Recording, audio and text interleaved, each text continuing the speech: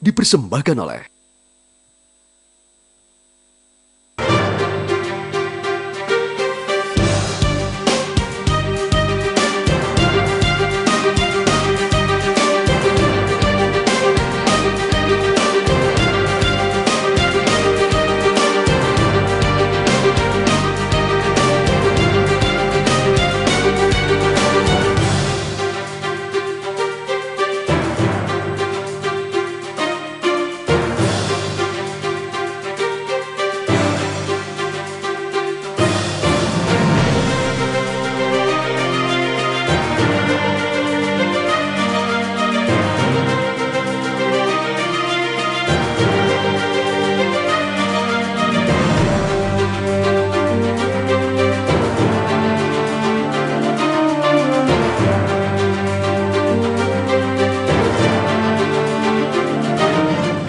keseharian Wali Kota Surabaya Tri Risma hari ini. Bisa berikan gambaran ke saya, Ibu, berangkat jam berapa? Kan biasanya saya membaca Ibu selalu berangkat, selalu ada belusukan, memastikan hal-hal sudah sesuai, kemudian baru ke kantor. Gambaran kesehariannya seperti apa?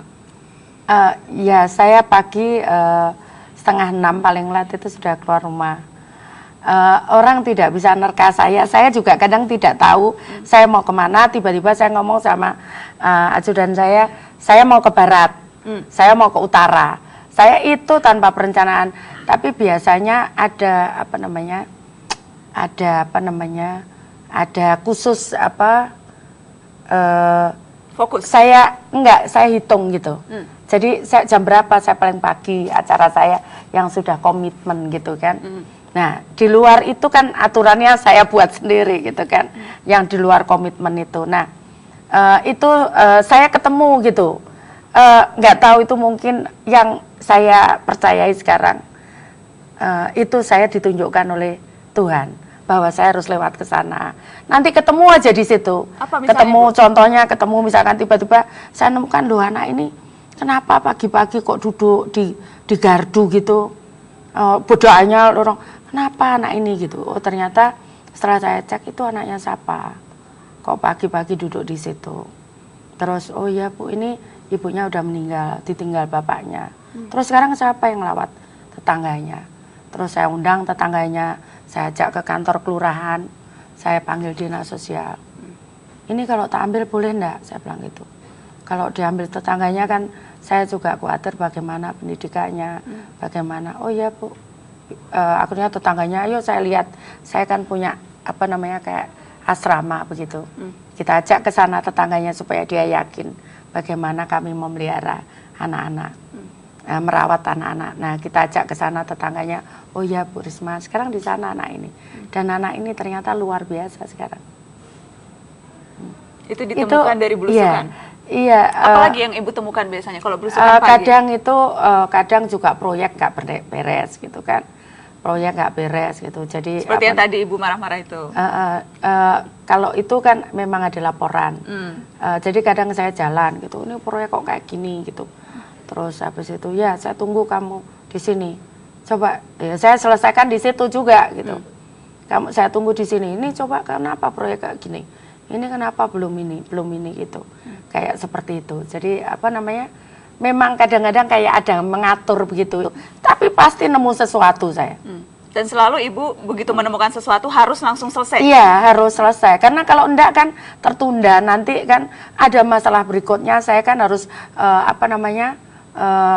ngurus yang lain gitu. Nanti kalau enggak kan rangkep gitu di situ. Nah, kalau saya berdiri di situ kadang-kadang terus warga ngadu soal apa, macam-macam. Soal sekolah, soal apa, sampai soal PDAM macet, soal apa di situ. Ya udah saya selesaikan di situ. Bu Risma, saya juga ingin membahas soal yang sempat ramai dan sampai sekarang pun masih terus ramai soal KBS, kebun binatang.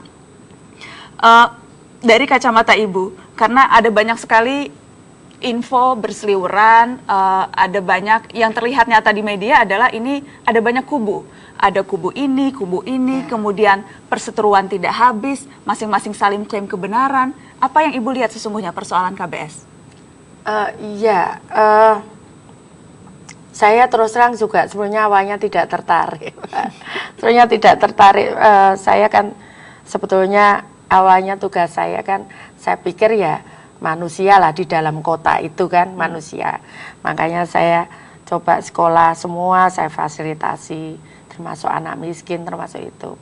Nah, terus di berikutnya tiba-tiba ada yang datang ke saya, pengen apa namanya, jadikan KPS itu ada bangun hotel di situ dengan alasan apa namanya, uangnya tidak cukup untuk memelihara binatang tadi, restoran. Nah, makanya saya juga, oh enggak bisa saya sampaikan begitu, enggak bisa, ini kebanggaan warga Surabaya dan ini pernah menjadi sejarah, dicatat di dalam sejarah Indonesia, ini kebun binatang terbesar di Asia. Tidak bisa saya katakan begitu.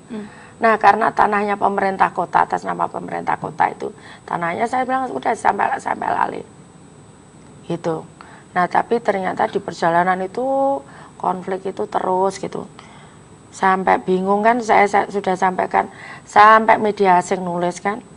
Saya Zoo pikir, of Death. iya. Malu Ibu ketika Saya membaca itu?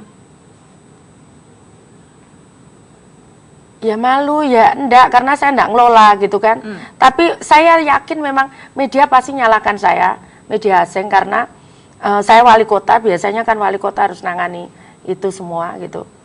Nah, kemudian dari situ setelah kita dapat izin operasional, ya ternyata setelah saya kan minta dikaji oleh Universitas Erlangga tentang bagaimana kondisi binatangnya, kan saya harus begitu.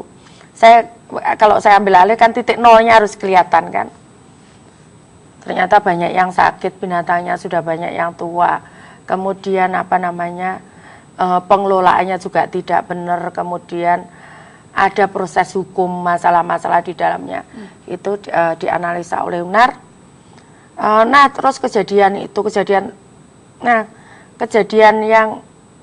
yang saya terakhir itu, kemudian saya sudah nggak betah lagi saat ada harimau tergantung itu kan. Itu meskipun saya nggak mentolo lihatnya, saya gini, Bu lihat gambarnya saya begini, mimin rapat, karena saya sudah bayangkan apa gitu. Coba Bu masa begini, saya antara berani tidak gitu ngelihat itu. Akhirnya saya sudah saya tak lapor KPK aja gitu. Lapor KPK, dan kemudian Ibu memang melapor KPK? Iya, terus saya lapor KPK itu. Jadi itu sudah enggak ada, saya sudah enggak ada apa namanya, sudah enggak bisa lagi bagaimana ngamankan ini kan. Bingung saya terus terang juga. Apa yang Ibu harapkan KPK bisa lakukan? Ya saya lihat di situlah, coba dilihat itu ada apa gitu kan. Kecurigaan Ibu ada apa sampai lapor KPK? Ya ada lah gitu ya, ada. Cuman kalau lapor KPK biasanya ada korupsi, ada kong kali ya, kong, saya sudah ada jelaskan manipulasi. semua di KPK. Itu memang yang Iya. Ibu lihat? Iya.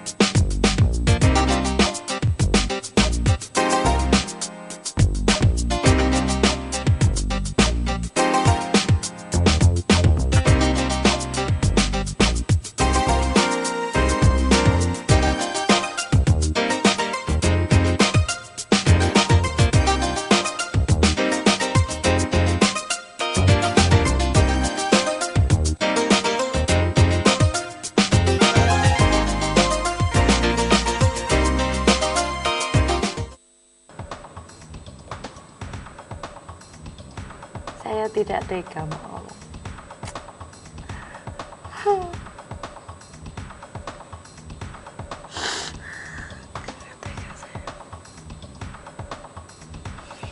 Maaf, Pak.